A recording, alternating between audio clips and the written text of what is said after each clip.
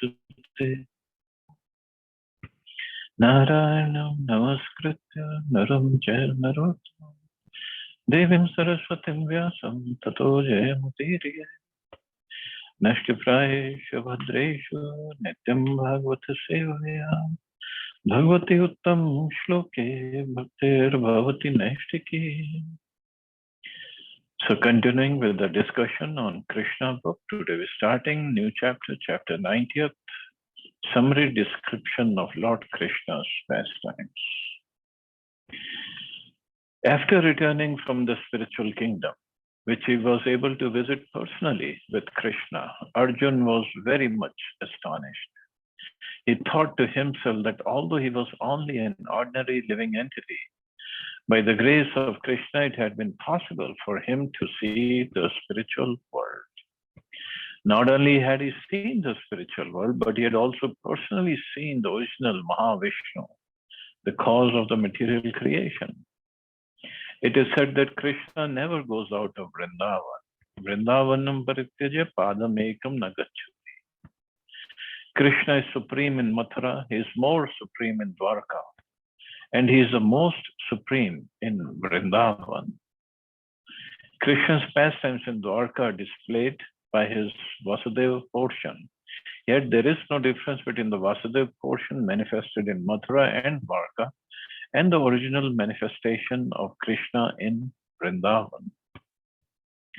In the beginning of this book, we have discussed that when Krishna appears, all his incarnation, plenary portions and portions of plenary portions come with him.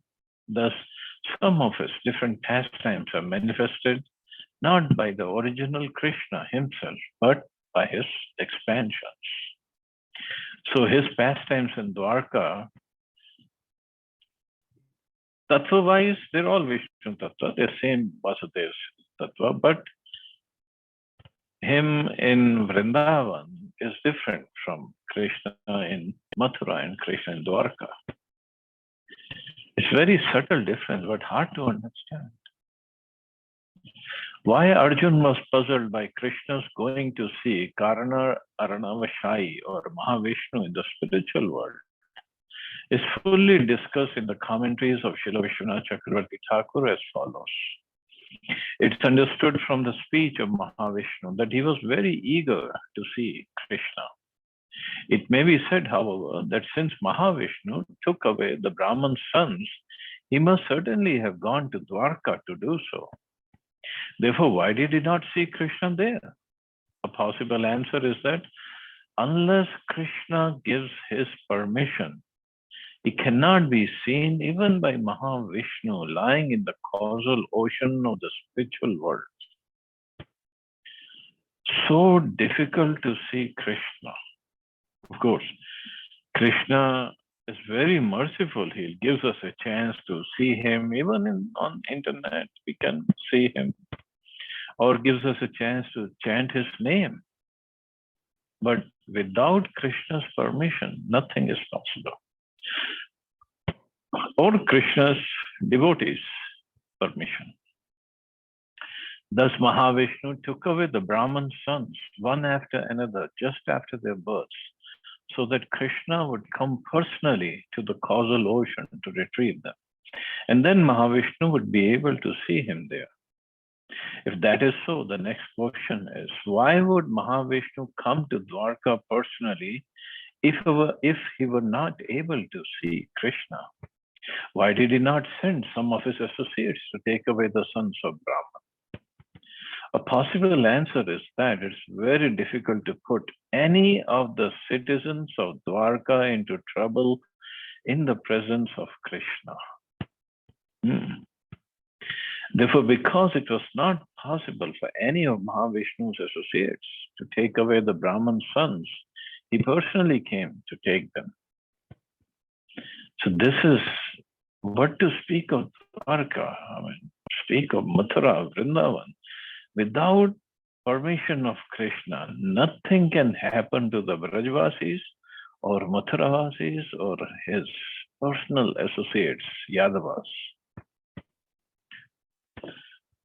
So everything, especially in all those dhams, Jagannath Puri, Ayodhya, or any other place.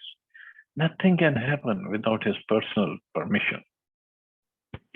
Another question may also be raised. The Lord is known as Brahmanya Deva, the worshipable deity of the Brahmins. So why was he inclined to put a Brahman into such a terrible condition of lamentation over one son after another until the 10th son was taken away? The answer is that Lord Mahavishnu was so eager to see Krishna that he did not hesitate even to give trouble to a Brahman. Although giving trouble to a Brahman is a forbidden act, Lord Vishnu was prepared to do anything in order to see Krishna, in order to take darshan of Krishna. He was so eager to see him. After losing each of his sons, the Brahman would come to the gate of the palace and accuse the king of not being able to give the Brahmins protection and of thus being unfit to sit on the royal throne. It was Mahavishnu's plan that the Brahman would accuse the Kshatriyas and Krishna would be obliged to come see him to take back the Brahman's sons. So from this pastime, it is clear who is the supreme. Many times people say, oh, Krishna and Balaram come from Vishnu. Well, they come through the body of Kshirodaksha Vishnu just to give him proper respect because he is in charge of the universe. But Krishna and Balaram are the origin, or Krishna is the original origin. From him expansion is Balaram, and then further expansion, Mahavishnu, further Garbhodaksha, further expansion, Kshirodaksha Vishnu. So this we have to understand. Always remember this. Still another question may be raised. If Mahavishnu cannot see Krishna, then how was Krishna obliged to come before him after all to take back the sons of Brahman? The answer is that Lord Krishna went to see Lord Mahavishnu not exactly to take back the sons of the Brahman, but only for Arjuna's sake. So this is where he loves his devotees. He cannot see his devotees in any sort of trouble. His friendship with Arjun was so intimate that when Arjun prepared himself to die by entering a fire, Krishna wanted to give him complete protection. Arjun, however, would not desist from entering the fire unless the sons of Brahman were brought back. Therefore, Krishna promised him, I shall bring back the Brahman's sons. Do not try to commit suicide. If Lord Krishna were going to see Lord Vishnu only to reclaim the sons of Brahman, then he would not have waited until the 10th son was taken. But when the 10th son was taken away by Lord Mahavishnu, and when Arjun was therefore ready to enter the fire because his promise was going to prove false, that serious situation made Lord Krishna decide to go with Arjun to see Mahavishnu. So that became serious situation. It is said that Arjun is an empowered incarnation of Nar Narayan. He is even sometimes called Nar Narayan. The Nar Narayan incarnation is one of Lord Vishnu's plenary expansions. Therefore, when Krishna and Arjun went to see Lord Vishnu, it is to be understood that Arjun visited in his Nar Narayan capacity. Just as Krishna, when he displayed his pastimes in Dwarka, acted in his Vasudeva capacity. So, some more tattva about who's Arjun and who's Krishna. After visiting the spiritual world, Arjun concluded that whatever opulence anyone can show within the material or spiritual worlds is all a gift of Lord Krishna. Lord Krishna is manifested in various forms as Vishnu Tattva and Jiva Tattva, or in other words, as Swansha and Vibhinansha. Vishnu Tattva is known as Swansha and Jiva Tattva is known as Vibhinansha. He can therefore display himself by his different transcendental pastimes in the portion of either Swansha or Vibhinansha as he likes, but still he remains the original supreme personality of Godhead. So he is the original, he is the source. And this is proven by his different pastimes. The concluding portion of Krishna's pastimes is found in the 90th chapter of the 10th canto of Srimad Bhagavatam. And in this chapter, Shukdev Goswami wanted to explain how Krishna lived happily at Dwarka with all opulences. Krishna's opulence of strength has already been displayed in his different pastimes, and now it will be shown how his residence at Dwarka displayed his opulence of wealth and beauty. In this material world, the opulences of wealth and beauty are considered the highest of all opulences. Yet, they're only a perverted reflection of these opulences in the spiritual world. So the real wealth and beauty is in the spiritual world. In fact, the real wealth is in Golok Vrindavan, where it is said every particle of earth is Chintamani. every stone of every house there is Chintamani. Every tree is a desire tree. So real wealth is there, but it is covered by love for Krishna. The Brajvasis, they don't care for all this. All they want is to serve Krishna. And they live simply, take care of cows. All the cows are Surabhi cows. But they don't ask for anything from the cows or from the trees or from the dust of Braj. In fact, it is also said, one particle of dust of Braj, one particle, is more opulent than all the opulence of Vaikuntha Loka combined. we cannot even conceive of this kind of descriptions. And whatever wealth and beauty that we see here in the material world, it's only a perverted reflection. Therefore, while Krishna stayed on this planet as a supreme personality of God, his opulences of wealth and beauty had no comparison within the three worlds. Krishna enjoyed 16,000 beautiful wives, and it is most significant that he lived at Dwarka as the only husband of these thousands of beautiful women. This is specifically stated that he was the only husband of 16,000 wives. It's of course not unheard in the history of the world that a powerful king would keep many hundreds of queens. But although such a king might be the only husband of so many wives, he could not enjoy all of them at one time. Lord Krishna, however, enjoyed all of his 16,000 wives simultaneously. Although it may be said that yogis also can expand their bodies into many forms, the yogi's expansion and Lord Krishna's expansion are not the same. Krishna is therefore sometimes called Yogeshwara, the master of all yogis. In the Vedic literature, we find that yogi Sobhari Muni expanded himself into 8 forms. But that expansion was like a television expansion. The television image is manifested in millions of expansions, but those expansions cannot act differently. They are simply reflections of the original and can only act exactly as the original does.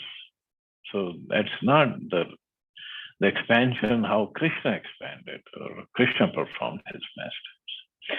Krishna's expansion is not material like the expansion of the television or the yogi. When Narad visited the different palaces of Krishna, he saw that Krishna in his different expansions were variously engaged in each and every palace of the queens. So Krishna is supreme, Krishna is Purna, so all his expansions are also Purna. Everything is complete, even about expansions of Krishna. So we have studied when Narad Muni visited all the different palaces. So some palace he was doing something else, some palace he was doing something else. It wasn't that all the palaces and all the in Dwarka, Krishna was just doing one activity. And it was like a TV image everywhere. No. It is also said that Krishna lived in Dwarka as a husband of the goddess of fortune. Queen Rukmini is the goddess of fortune, and all the other queens are her expansions. So Krishna, the chief of the Vrishni dynasty, enjoyed with the goddess of fortune in full opulence. The queens of Krishna described as permanently youthful and beautiful. So if this youth is not there, they cannot be so beautiful, because when somebody gets old, the beauty goes down, but not when it comes to Krishna or the queens of Krishna. Although Krishna had grandchildren and great grandchildren, neither Krishna nor his queens looked older than 16 or 20 years of age. So God is not, as they show in some paintings in the Western world, a long white hair and white beard and wearing white robes and holding a stick in his hand and looking so haggardly. That's not God. He's full of beauty. So he doesn't get older than 16 or 20 years of age. The young queens were so beautiful that when they moved, they appeared like lightning moving in the sky.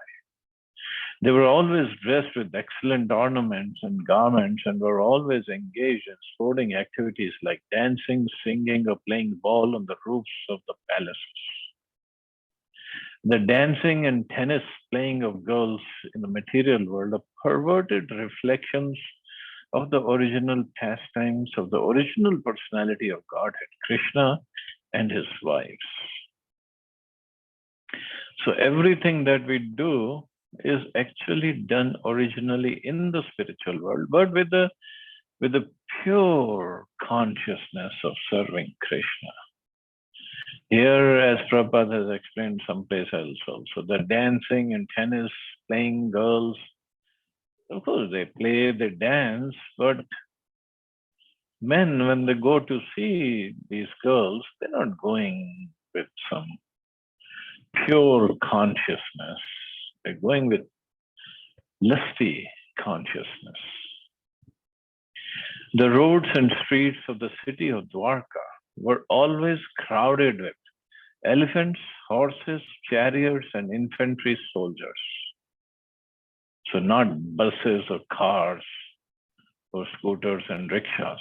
So this was a mode of transportation. When elephants are engaged in service, they are given liquor to drink, and it is said that the elephants in Dwarka were given so much liquor that they would sprinkle a great quantity of it on the road and still walk on the streets intoxicated. I don't know why they give liquor to the elephants.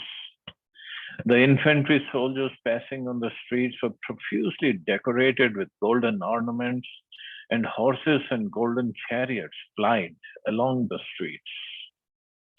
In all directions of Dwarka city, wherever one would turn his eyes, he would find green parks and gardens, each of them filled with trees and plants laden with fruits and flowers.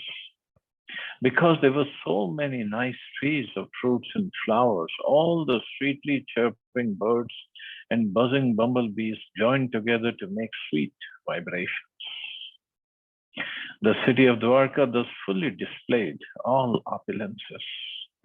The heroes in the dynasty of Yadu used to think themselves the most fortunate residents of the city, and actually they enjoyed all transcendental facilities.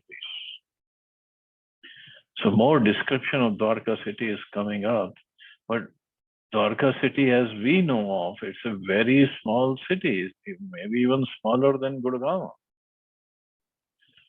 But when we read this description, it looks like it must be a huge city. 16,108 palaces just for Krishna's queens, but all of the residents were also there. And look at the streets and the gardens and the parks. Everything is there. All the 16,000 palaces of Krishna's queens were situated in this beautiful city of Dwarka. And Lord Krishna, the supreme eternal enjoyer of all these facilities, expanded himself into 16,000 forms and simultaneously engaged in different family affairs in those 16,000 palaces. In each and every one of the palaces, there were nicely decorated gardens and lakes. They were not just 2 BHK or 3 BHK palace. The crystal clear water of the lakes contained many blooming lotus flowers of different colors, like blue, yellow, white, and red. And the saffron powder from the lotus flowers was blown all around by the breeze. All the lakes were full of beautiful swans, ducks, and cranes, crying occasionally with melodious sounds. Lord Sri Krishna sometimes entered those lakes or the rivers with his wives and enjoyed swimming pastimes with them in full jubilation. Sometimes the wives of Lord Krishna, who were all goddesses of fortune, would embrace the Lord in the midst of the water while swimming or taking a bath. And the red vermilion of kumkum decorating the beautiful breast would adorn the chest of the Lord with a reddish color. So they had these personal lakes, and Krishna would enjoy with his queens in those lakes. The impulseless would not dare believe that in the spiritual world there are such varieties of enjoyment. But in order to demonstrate the factual, ever blissful enjoyment in the spiritual world, Lord Krishna descended to this planet and showed that the spiritual world is not devoid of such pleasurable facilities of life. The only difference is that in the spiritual world, such facilities are eternal, never-ending occurrences, whereas in the material world, they are simply impermanent, perverted reflections. When Lord Krishna was engaged in such enjoyment, the Gandharvas and professional musicians would glorify him with melodious musical concerts accompanied by kettle drums, mridangas, and other drums, along with stringed instruments and brass bugles, and the whole atmosphere would change into a greatly festive celebration. So it's not that Krishna is just enjoying with his queens, all these. He is the Supreme Lord himself. Gandharvas, professional musicians, would come down and play different instruments and sing for the pleasure of Krishna and the queens. In a festive mood, the wives of Lord would sometimes sprinkle water on his body with a syringe-like instrument, and the Lord would similarly wet the bodies of the queens.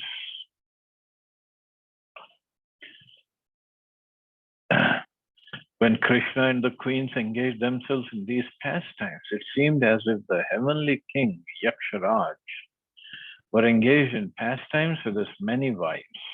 Yaksharaj is also known as Kuvera and is considered the treasurer of the heavenly kingdom.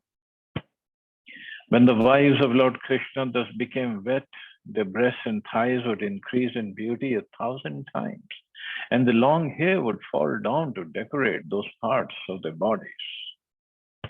The beautiful flowers placed in their hair would fall, and the queens, seemingly harassed with lords throwing water at them, would approach him on the plea of snatching the syringe-like instrument.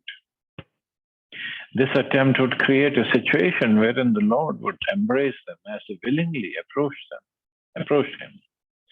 Upon being embraced, the wives of the Lord would feel on their mouths a clear indication of conjugal love, and this would create an atmosphere of spiritual bliss. So spiritual bliss, not material, not like we see in the movies or something else, right? Completely spiritual. When the garland on the neck of the Lord then touched the breasts of the women, their whole bodies became covered with saffron yellow. Being engaged in their celestial pastimes, the queens forgot themselves, and their loosened hair appeared like beautiful waves of a river. When the queens sprinkled water on the body of Krishna, or he sprinkled water on the bodies of the queens, the whole situation appeared just like that of an elephant enjoying in a lake with many she elephants.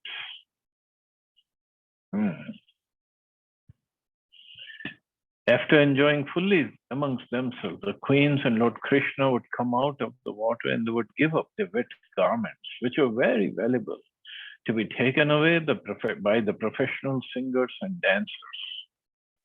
These singers and dancers had no means of subsistence other than the rewards of valuable garments and ornaments left by the queens and kings on such occasions. The whole system of society was so well planned that all the members of society in the different positions as Brahman, Kshatriyas, Vaishyas, Shudras had no difficulty in earning their livelihood. So this is what Varnashram system was. Everybody, so Kshatriyas being administrators, kings, controllers, they would take care of everybody else and make sure everybody else in the society does their work properly and they are taken care of properly. The problem happens when someone, suppose Vaishya or Shudra, they want to take over the position of Kshatriyas without the qualities of Kshatriyas. Or the Brahmins. They would think, oh, Brahmins are being looked after nicely. They have very nice life, easygoing life. Why should I work as a Shudra serving others? I should take over. That's when the problem happens. If I don't have the qualities of Brahman, if I don't have that kind of knowledge of the scriptures, and I try to pose myself as a Brahman or a Kshatriya, Kshatriya means, as mentioned in Bhagavad Gita, one of the qualities is Yuddhya Palayanam. They don't run away from the battlefield. That's not a Kshatriya. So if Shudra wants to act like a Kshatriya and he goes to the battlefield, he'll be the first one to run away. Or at the sight of blood, because there is no training, there are no qualities that he has. So that was Varnashram system. There was no competition among the divisions of society. The original conception of the caste system or Varnashram system was so planned that one group of men engaged in a particular type of occupation would not compete with another group of men engaged in a different occupation. Everybody would be completely satisfied with their varna or ashram and work accordingly. In this way, Lord Krishna used to enjoy the company of his 16,000 wives. Some devotees of the Lord who want to love the Supreme Personality of Godhead in the mellow of conjugal love are elevated to the position of becoming wives of Krishna, and Krishna keeps them always attached to him by his kind behavior. So if we have that mood of conjugal love, ultimately it will come out and we can enjoy with Krishna as his wife. Krishna's behavior with his wives, his movements, his talking with them, his smiling, his embracing, and similar other activities, which are just like those of a loving husband, kept them always very much attached to him. That is the highest perfection of life. If someone remains always attached to Krishna, it is to be understood that he is liberated and his life is success. So this is the definition of liberation. Remains always attached to Krishna, whether as a wife, as friend, as father, as a servant, just remain always attached. With any devotee who loves Krishna with his heart and soul, Krishna reciprocates in such a way that the devotee cannot but remain attached to him. The reciprocal dealings of Krishna and his devotees are so attractive that a devotee cannot think of any subject matter other than Krishna. This is the perfection. That's all we want to do. For all the queens, Krishna was their only worshipable object. They were always absorbed in thoughts of Krishna, the lotus-eyed and beautifully blackish personality of Godhead. Sometimes in thought of Krishna, they remained silent. And in great ecstasy of bhava and anubhava, they sometimes spoke as if in delirium, or they have become mad. Sometimes, even in the presence of Lord Krishna, they vividly described the pastimes they had enjoyed in the lake or river with him. Some of such talk is described here.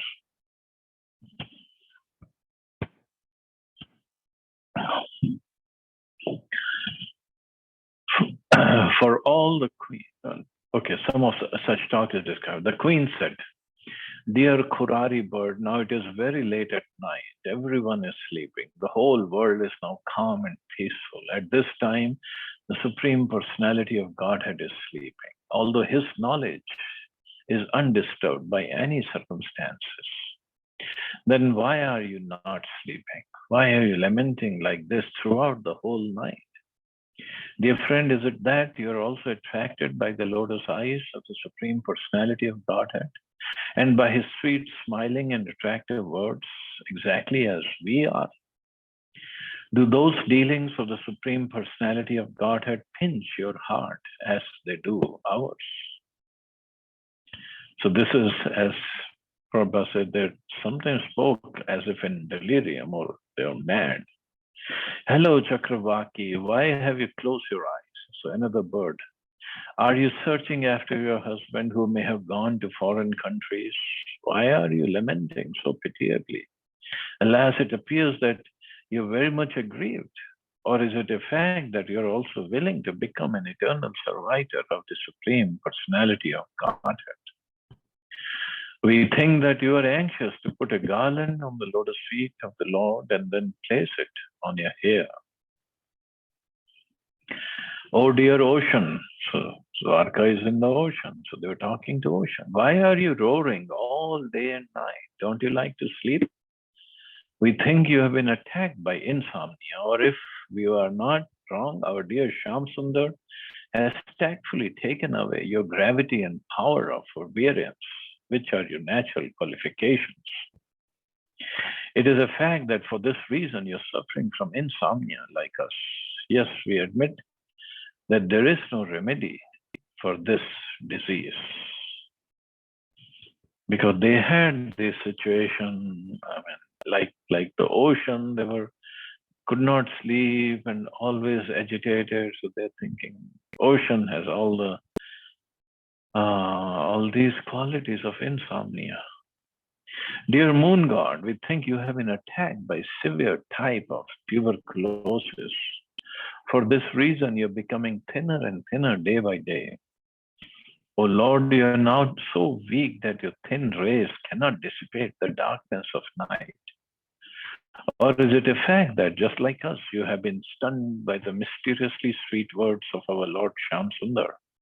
Is it a fact that it's because of this severe anxiety that you are so grave? Oh breeze from the Himalayas, what have we done to you that you're so intent on teasing us by awakening our lust to meet Krishna? Do you not know that we have already been injured by the crooked policy of the Personality of Godhead? Dear Himalayan breeze, please know that we have already been stricken. There is no need to injure us more and more. Dear beautiful cloud, the color of your beautiful body exactly resembles the bodily hue of our dear most Shyam Sundar. We think, therefore, that you are very dear to our Lord, the chief of the dynasty of the Yadus, and because you are so dear to him, you are absorbed in meditation exactly as we are. We can appreciate that your heart is full of anxiety for Shyam Sundar. You appear excessively eager to see him, and we see that for this reason only, drops of tears are gliding down from your eyes, just as they are from ours. Dear Black Cloud, we must admit frankly that to establish an intimate relationship with Shyam Sundar means to purchase unnecessary anxieties while we are otherwise comfortable at home. So this is what love of Krishna does to the devotees. They cannot take him out of their hearts. They always talk, just like gopis. We read about that. They were talking to the trees and the animals at the banks of Yamuna. And then they saw the footprints and then they just went crazy. Generally, the cuckoo sounds its cooing vibration at the end of night or early in the morning. When the queens heard the cooing of the cuckoo at the end of the night, they said, "Dear cuckoo, your voice is very sweet." As soon as you vibrate your sweet voice, we immediately remember Shyam Sundar because your voice exactly resembles his. We must frankly admit that your voice is imbued with nectar, and it is so invigorating that it is competent to bring life to those who are almost dead in separation from their dearmost friend. So we are very much obliged to you. Please let us know how we can welcome you or how we can do something for you. The queens continued talking like that, and they addressed the mountain as follows. Dear mountain, you're very generous. By your gravity only, the whole crust of this earth is properly maintained. Although because you are discharging your duties very faithfully, you do not know how to move. Because you are so grave, you do not move hither and thither, nor do you say anything. Rather, you always appear in a thoughtful mood. It may be that you are always thinking of a very grave and important subject matter, but we can guess very clearly what you are thinking of. We are sure that you are thinking of placing the lotus feet of Shyam Sundar on your raised peaks, as we want to place his lotus feet on our raised breasts. Dear dry rivers, we know that because this is the summer season, all your beds are dry and you have no water. Because all your water has now been dried up, you're no longer beautified by blooming lotus flowers. At the present moment, you appear very lean and thin, so we can understand that your position is exactly like ours. We have lost everything due to being separated from Shyam Sundar, and we no longer hear his pleasing words. Our hearts no longer work properly, and therefore we also have become very lean and thin. We think, therefore, that you are just like us. You have been turned lean and thin because you're not getting any water from your husband, the ocean, through the clouds. The example given here by the queens is very appropriate. The riverbeds become dry when the ocean no longer supplies water through the clouds. The ocean is supposed to be the husband of the river, and therefore is supposed to support her. Unless a woman is supported by her husband with the necessities of life, she also becomes as dry as a dry river.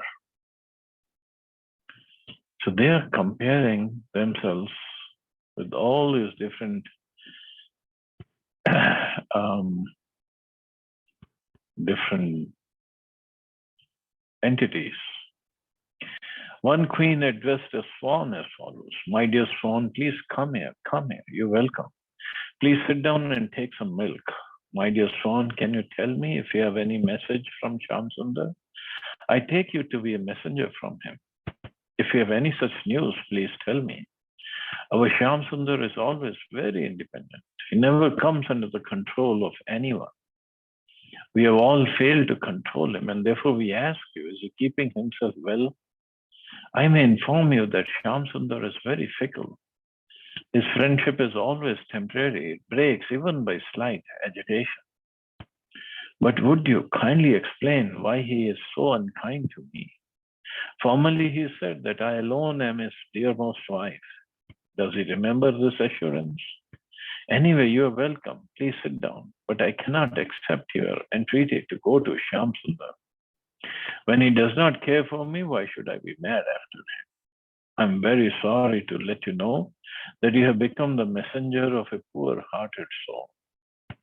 You're asking me to go to him, but I'm not going. What is that? You talk of his coming to me. Does he desire to come here to fulfill my long expectation for him? All right, you may bring him here, but don't bring with him his most beloved goddess of fortune.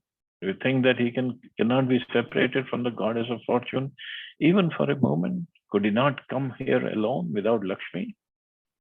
His behavior is very displeasing. Does it mean that without Lakshmi, Shamsundar cannot be happy? Can't he be happy with any other wife? So all the queens have gone crazy about Krishna. All the wives of Lord Krishna were completely absorbed in thoughts of him. Krishna is known as Yogeshwar, the master of all yogis, and all the wives of Krishna at Dwarka used to keep this Yogeshwar within their hearts instead of trying to be master of all yogic mystic powers. It is better if one simply keeps the supreme Yogeshwar, Krishna, within his heart. Thus, one's life can become perfect and one can very easily be transferred to the kingdom of God. It is to be understood that all the queens of Krishna who lived with him at Dwarka were in their previous lives very greatly exalted devotees who wanted to establish a relationship with Krishna in conjugal love. Thus, they were given the chance to become his wives and enjoy a constant loving relationship with him. Ultimately, they were all transferred to the Vaikuntha planet. So this is the beauty of bhakti, devotional service. All we have to do is become more and more purified, develop love for Krishna in one mood or the other. And then Krishna will reciprocate very nicely, very actually perfectly. Perfect reciprocation would be there. The supreme absolute truth personality of Godhead is never impersonal. All the Vedic scriptures glorify the transcendental performance of his various personal activities and pastimes. It is said that in the Vedas and in Ramayana, only the activities of the Lord are described. Everywhere in the Vedic literature, his glories are sung. As soon as soft-hearted people, such as women, hear those transcendental pastimes of Lord Krishna, they immediately become attracted to him. Soft-hearted women and girls are therefore very easily drawn to the Krishna consciousness movement. And it is true. And sometimes people say scriptures speak negatively about women or women rights and equal rights or liberation. When can men have this kind of soft heart? Or they can fully surrender to Krishna just by hearing about him. We are very hard-hearted people. But women, girls, very soft-hearted, and they're easily drawn to Krishna consciousness movement. One who is thus drawn to the Krishna consciousness movement and tries to keep himself in constant touch with such consciousness certainly gets the supreme salvation, going back to Krishna in Golok Vrindavan. If simply by developing Krishna consciousness one can be transferred to the spiritual world, one can simply imagine how blissful and blessed were the queens of Lord Krishna who talked with him personally and saw Lord Krishna face to face. No one can properly describe the fortune of the wives of Lord Krishna. They took care of him personally by rendering various transcendental services like bathing him, feeding him, pleasing him, and serving him. Thus, no one's austerities can compare to the service of the queens at Dwarka. And they would do it personally. They were not even letting the maids take care of Krishna. They're doing it personally. There's so much of love for Krishna. Shukdev Goswami informed Maharaj Parikshit that for self-realization, the austerities and penances performed by the queens at Dwarka have no comparison. The objective of self-realization is one, Krishna. Therefore, although the dealings of the queens with Krishna appear just like ordinary dealings between husband and wife, the principal point to be observed is a queen's attachment for Krishna. The entire process of austerity and penance is meant to detach one from the material world and enhance one's attachment to Krishna, the Supreme Personality of Godhead. Krishna is the shelter of all persons advancing in self-realization. As an ideal householder, he lived with his wives and performed the Vedic rituals just to show less intelligent persons that the Supreme Lord is never impersonal. So he had all the relationships with wives, children, everybody. How can impersonal Brahmjyoti have any relationship? Krishna lived with wives and children in all opulence, exactly like an ordinary conditioned soul, just to teach those souls who are actually conditioned that they must enter into the family circle of Krishna, where he is the center. So we have to change our consciousness from making ourselves the center, means ourselves as the center of all the opulence, all the services, all the enjoyment, or everything, to bring Krishna in the center.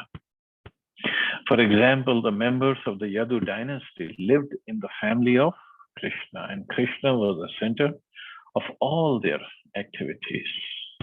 So this is all we have to do. And then that is the purification of consciousness. So I guess I can stop here. Wonderful chapter going on, and this being the last chapter of 10th canto. That's amazing. We're already there. Okay, so see anybody has any questions or comments?